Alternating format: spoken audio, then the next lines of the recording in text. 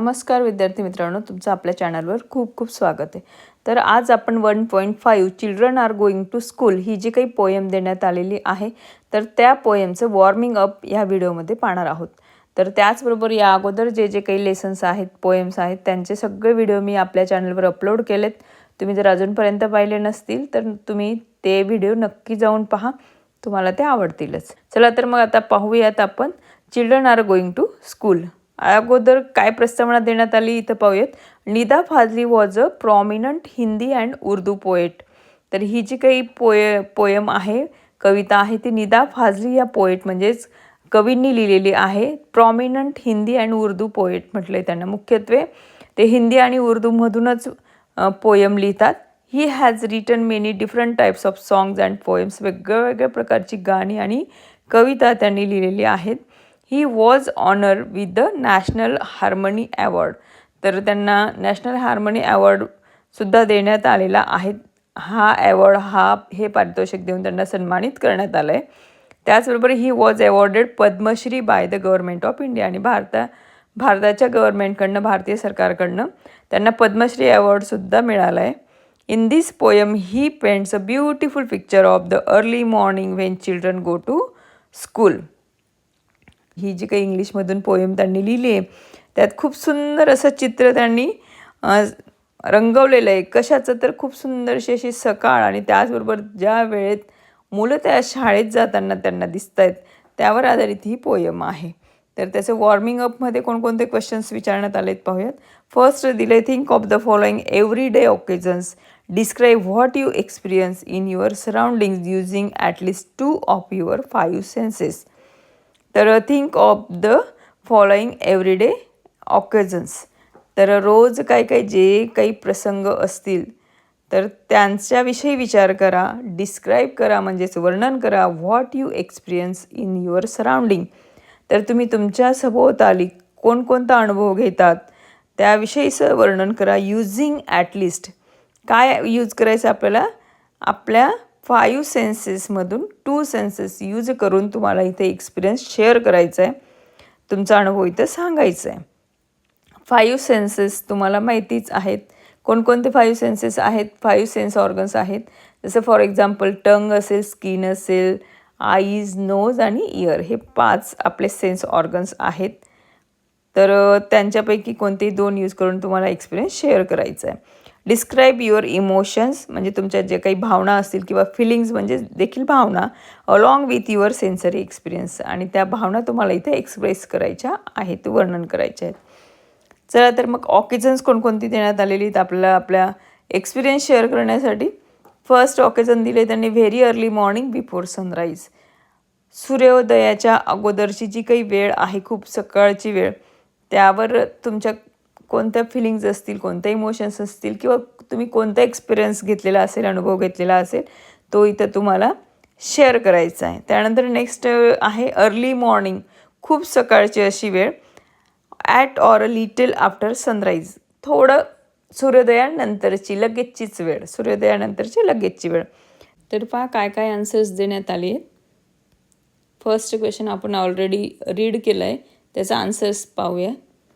ए, very early morning, खूप सकाळची वेळ असेल, बिफोर सनराईज, सूर्योदयापूर्वीची, तर काय सेंटेन्स येतील? I see the pitch dark sky, I feel the cool air and a light breeze, I hear birds chirping, I feel pleasant and peaceful.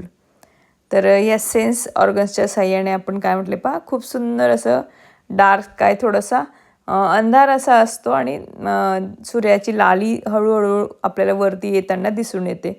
तर असं मी वातावरण पाहणार आहे त्यावेळेस। I feel the cool air, आणि मी काय फील करणार आहे माझ्या स्किनच्या साह्याने? तर अगदी गार अशी एअर आणि लाईट ब्रीज, असं मंद अशी वाऱ्याची झुळूक सकाळच्या वेळेस मी फील करणार आहे। आय हिअर बर्ड्स चर्पिंग, आणि अजून मी काय ऐकते? तर पक्ष्यांचा चिवचिवाट ऐकते सकाळच्या वेळेस। I feel pleasant and peaceful, आणि त्यामुळे अगदी प्लीजंट, आनंददायी आणि अगदी शांततामय वातावरण मी अनुभवते। त्यानंतर बी मधलं नेक्स्ट पहा, early morning at or a little after sunrise. तर सूर्योदयाच्या नंतरचा लगेचच जो काही काळ असेल, तर त्यावेळेस आपण काय फील करणार आहेत किंवा काय पाहणार आहेत? I see the bright sunlight, सूर्य उगवलेला असतो म्हणून छान असा ब्राईट सनलाईट पाहणार आहे. I feel the warm sunshine, थोडंसं उबदारपणा वातावरणामध्ये आलेला असतो. I hear sweet sounds of birds, तेव्हाही पक्षी छान गात असतात, पक्ष्यांचा किलबिलाट चालू असतो. I feel nice and fresh, आणि त्यामुळे मी अगदी छान फ्रेश असं फील करणार आहे, खूप छान असं फील करणार आहे. त्यानंतर सी पा at the time of school prayer and assembly. आता सकाळी शाळेची वेळ झाली, आता प्रेयरची प्रार्थनेची वेळ आहे असेंब्लीमध्ये. तर अशा वेळेस आपण काय करणार, I hear the bells and school prayer. सकाळची वेळ असणार आहे, शाळेची वेळ आहे, शाळेची घंटा झाली आहे. तर छान असं त्या घंटेचा आवाज आणि त्याचबरोबर प्रार्थनेचा आवाज ऐकणार आहे. I see my friends standing in rows, आणि माझे जे काही मित्र आहेत ते कसे उभे असतील त्या प्रार्थनेच्या वेळेस, अगदी एका लाईनमध्ये रोमध्ये ते उभे असलेले दिसतील. The atmosphere is quite and pleasant. प्रार्थना सुरू असताना अगदी खूप सुंदर असं शांततेचं वातावरण आणि आनंददायक असं वातावरण तेव्हा असणार आहे. I feel happy and discipline, आणि त्यामुळे एक डिसिप्लिन, एक शिस्त आणि हॅपीनेस असणार आहे. तर हॅप्पी म्हणजे आनंदी. ओके, तर lunch time at home or at a function. तर लंच टाईम म्हणजे दुपारची वेळ, जेवणाची वेळ असेल, घरी असेल किंवा एखाद्या फंक्शनमध्ये तुम्ही असणार आहेत. तर त्यावेळेस I smell the delicious food, आणि खूप सुंदर असं डेलिशियस स्वादिष्ट अशा अन्नाचा स्मेल येतो आहे.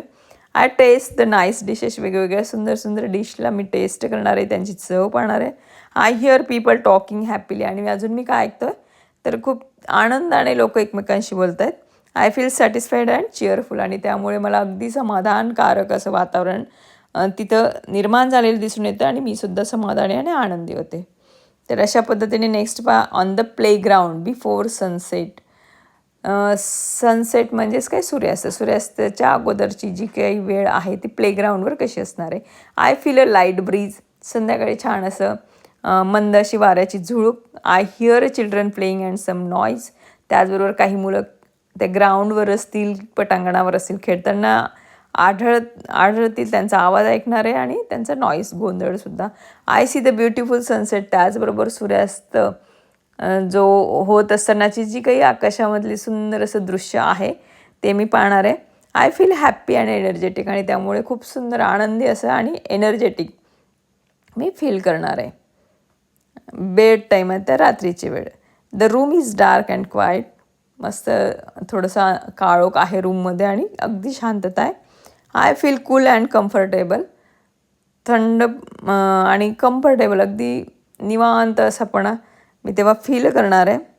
I hear soft sweet sounds or silence, खूप सुंदर असे आवाज किंवा अगदी शांतता हे मी ऐकणार आहे.